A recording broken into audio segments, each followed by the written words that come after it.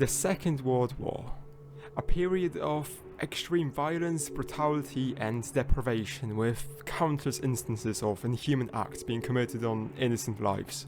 The infamous Nanjing massacre and the occupation of China as a whole, the Soviet gulags and the killing of Polish soldiers, and obviously the biggest one out there, the Holocaust. And while all of the events I've just mentioned are absolutely horrible and inhumane, what if I told you that there was a group even more disturbing, even more brutal and sadistic than the Nazis, who arguably caused even more damage than the infamous Holocaust relative to their size? You see, while National Socialism, or Nazism, is quite literally the synonym of extremism, there could have been people out there who were even more fanatical, more extremist and vicious than the German devil himself. So let me introduce you to the Ustases, the men who scared the Nazis.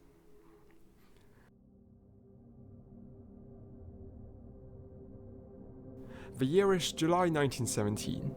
The Serbian parliament in exile meets with a group known as the Yugoslav Committee in Corfu, Greece, in order to discuss the creation of a post-war state, declaring that the Serbs, Croats and Slovenes are the same by blood, by language and by the common vital interest of their national survival. 1 year later, in October 1918, the Austro-Hungarian state has dissolved, leaving the Balkan nations independent, and by 1st December the same year, the Kingdom of Serbs, Croats and Slovenes was proclaimed, which later became known as the Kingdom of Yugoslavia. And that is when the problems begin. You see, while this whole let's all unite and help each other thing does sound great, the reality was slightly different. Soon after the creation of Yugoslavia, internal divisions and factions began to appear, with the first one taking place even before the formal creation of Yugoslavia. And yes, I know that it was actually the Kingdom of Serbs, Croats and Slovenes until 1929, but it's just easier to call them Yugoslavia. Basically, the Serbian and Croatian officials had different ideas of a unified state. But fortunately, they did eventually reach a consensus, with both sides agreeing to form a federation-like state. And it is worth mentioning here that this hostility and disagreement between the Croats and Serbs was a common theme back then. So, following the initial troubles, the Kingdom of Yugoslavia, now led by the National Council under Prime Minister Nikola Pasic and King Peter I, had entered a period of relative peace and growth. And although it remained a very poor and agriculture-dominated nation, it couldn't be said that things were going bad. By the early 1920s, a fairly united government was established. In 1921, the Vidovdan Constitution was passed, which modernized the kingdom, and compulsory education was introduced. But as you may have expected, this period of peace would not last for long, and by January 6, 1929, a radical turn was made, with the new king of Yugoslavia, Alexander I, abolishing the constitution, proroguing the parliament and proclaiming a dictatorship under the pretext of an ongoing political crisis. The opposition was arrested, a new constitution giving all power to the king was adopted, and any attempts at limiting the power of the king, such as the creation of the Zagreb Manifesto by the Croatian Peasant Party, were quickly destroyed. And this is when the story of the Ustases begin. On January 7th, 1929, just 1 day after the proclamation of a dictatorship, a Croatian politician by the name of Ante Pavelic fled Yugoslavia and established the Croatian Revolutionary Movement, or simply Ustaše. And just so that everything is clearly understood, the Ustašes were not a party, or some sort of an organization that simply tried to achieve Croatian independence. Oh no, they were far from that. And as you'll soon find out, even their early days as a terrorist organization were marked with extreme brutality and extremism. But let's return to our lovely timeline now. So, As you can probably imagine, the citizens of Yugoslavia were not too happy about the new reforms happening in their country, and grew increasingly more hostile towards King Alexander I. And I'm really sorry for this lack of build-up in atmosphere, but it resulted in his assassination in October 1934. And the perpetrators of said assassination were actually members of the Ustaše, who worked with the Internal Macedonian Revolutionary Organization, or the IMRO, in order to bring an end to the much-hated Yugoslav government and the Serbian tyranny. Which is pretty ironic considering we're talking about the Ustašes. Following King Alexander's assassination, the Kingdom of Yugoslavia entered a period of expected instability, which, along with the economic crisis known as the Great Depression, further fueled the Croatian desire for independence and the hate for Serbians. And despite some attempts at reforming the federation system of Yugoslavia in 1939 by creating an autonomous Banovina of Croatia, which gave the Croats more control over their territory, and cooperating with Nazi Germany and Italy in spite of fear, the Ustašes and general population were still not satisfied as tensions within the kingdom escalated even further. By March 1941, the government of the new king, Peter II, had signed the Tripartite Pact with the Axis powers, pledging to cooperate with Germany to avoid an invasion.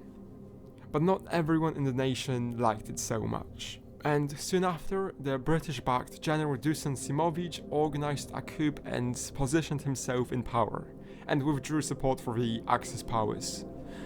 And this was the final nail in the coffin that ultimately sealed the nation's fate. On April 6, 1941, the Germans had invaded Yugoslavia, overrunning its forces in what could be described as a blink of an eye, as only 12 days later a new regime had been formed. One with much more sinister intentions than anything or anyone could have imagined, even the Nazis. Following the successful invasion, Yugoslavia was divided between Germany, Italy, Hungary and Bulgaria, and as a way of granting the region an impression of freedom, parts of modern-day Croatia and Bosnia and Herzegovina were united as the independent state of Croatia, a de facto independent state resembling Vichy France, which was also created by Germany as a puppet state. The independent state of Croatia was led by no other than Ante Pavelic, the leader of the Ustaše, who quickly moved on to pursue his goals of creating a racially pure, Catholic and fascist nation with him as the supreme leader, and concentration comes as a means of achieving his deprived dream. Immediately after proclamation of the state of Croatia, several anti-Semitic laws were passed by the government of Pavelic, with the most notable being the Aryan race laws on April 30th, 1941, which set the foundations for the upcoming extermination of all but Catholic Croatians and allied Bosnians.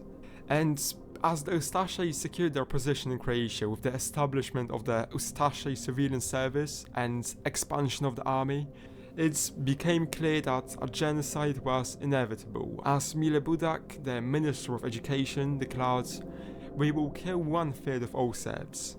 We will deport another third, and the rest of them will be forced to convert to Catholicism," in July 1941. But before I go on to describe how fateful and barbaric the Ustašes actually were, I think it's worth giving you guys a bit more insight into the organization itself. I mean, we've already talked about how they came into existence and took over Croatia, but we also have to understand their ideology to see the full picture. So, as we've already established, the Ustaše was created by Ante Pavelic in January 1929, as a response to the creation of a dictatorship in Yugoslavia by Alexander II. It had its origins in the Croatian Committee, a group of Croatian revolutionaries formed in 1919 in opposition to the newly created Yugoslavia, which was dissolved in 1920. Before coming into power in April 1941, they were a known terrorist organization that actively engaged in revolutionary actions against the Yugoslavian governments, such as the previously mentioned assassination of King Alexander I, but also planting time bombs on trains and attacking local Yugoslav garrisons. The ideology of the Ustases included ideas such as Croatian ultranationalism, Serbophobia, anti-Semitism, national Catholicism, and a Mussolini-inspired fascism.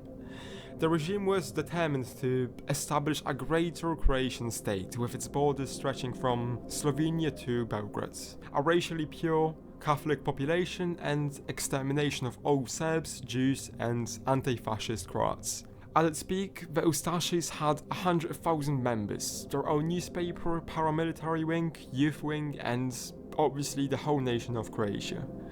And with the support of Germany and Italy, the government of Pavelic was able to carry out even the most horrible crimes imaginable.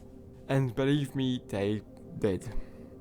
On April 15th, 1941, just 5 days after the creation of the Croatian state, the Ustaše set up the first concentration camp called Danica.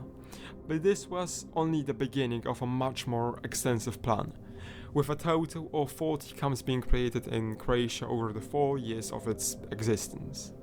The most famous of which being the Jasenovac extermination camp, which grew to become one of the 10 largest in Europe and actually had a higher mortality rate than the infamous Auschwitz-Birkenau extermination camp. What's interesting is that many of the segregation and persecution methods used by the Ustases in Croatia, such as forcing Jews to wear special badges, were implemented months before such measures were adopted in Germany. And even more shockingly, many historians have argued that the extermination of Serbs by Ustases was the earliest total genocide to be attempted during Second World War. Considering all this, it becomes clear that the rule of the Ustases would soon become one of the most brutal, merciless and sadistic chapters of human history. And yet, it's almost as if the whole event was lost in the vast archive somewhere among our forgotten periods of history. It's really surprising to me that such a ruthless and barbaric regime has been given so little attention.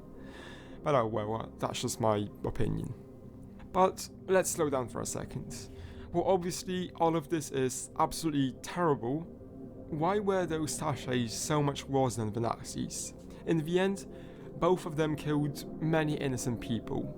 Well, that is true, and as far as trying to compare which genocide was worse is just completely stupid, I do believe that there were some key differences in the treatment of prisoners in German and Croatian concentration camps.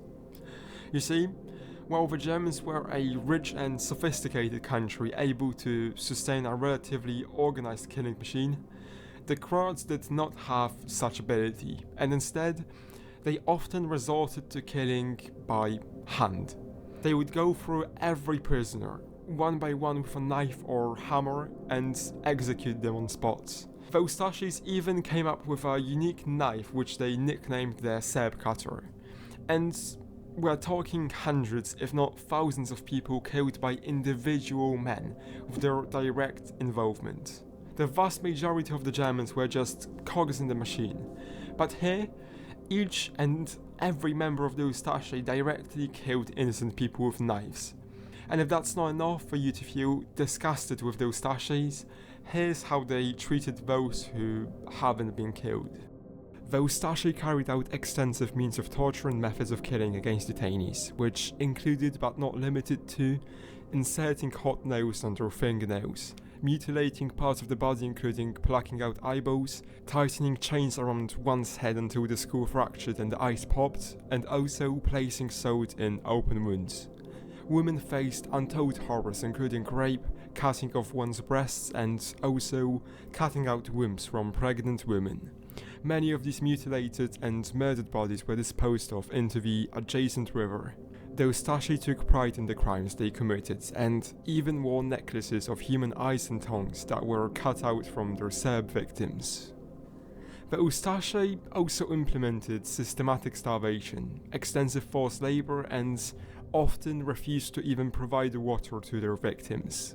The Ustaše even had camps specifically designed for children, such as the Sisak camp.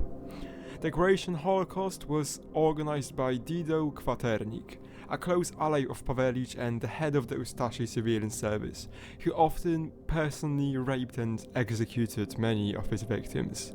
With the secretary to Vatican's representative in Croatia, Giuseppe Masucci, describing him as the worst of the Ustaše. And here's where it gets even more interesting. You see, even the Germans sent to Croatia to work alongside the Ustašes complained about their brutality. With General Edmund glazed Horstenau and members of the Gestapo writing a letter to Heinrich Himmler saying that the Ustaše committed their deeds in a bestial manner, not only against males of conscript age, but especially against helpless old people, women and children. By the way, it's worth noting here how involved General Edmund was in trying to stop the massacre in Croatia. He sent numerous reports to the German Wehrmacht in which he would describe the gruesome conditions in Croatia, most notably describing one of Croatia's concentration camps as the peak abomination here in Croatia, but also warned the German high command that the German occupation troops would finally have to intervene against Ustaše crimes, and even going as far as to join a plot to overthrow Pavelic and the Ustašes, instead replacing them with a pro-Allied government in 1944, something that became known as the Lorković-Vokić plot. But as you may expect, it was not successful. So now that we know about the gruesome details of the Ustašes and their absolutely cruel and remorseless genocide, what were the actual numbers? I mean, surely a country as small as Croatia with so little funds and even less manpower couldn't have caused that much damage, right? Of course, they were barbaric and extremely sadistic, but there's no way that they could even compete with other major genocides in human history. Well, you'd be very surprised because those Ustašes, in just 4 years of power, managed to kill up to 600,000 Serbs, 30,000 Jews and 29,000 Romani, with over 100,000 being killed in just the Jasenovac concentration camp. But this ordeal gets even more disturbing once we look at the relation of the church with the Ustaše. A relation that, shockingly, was not a hostile one.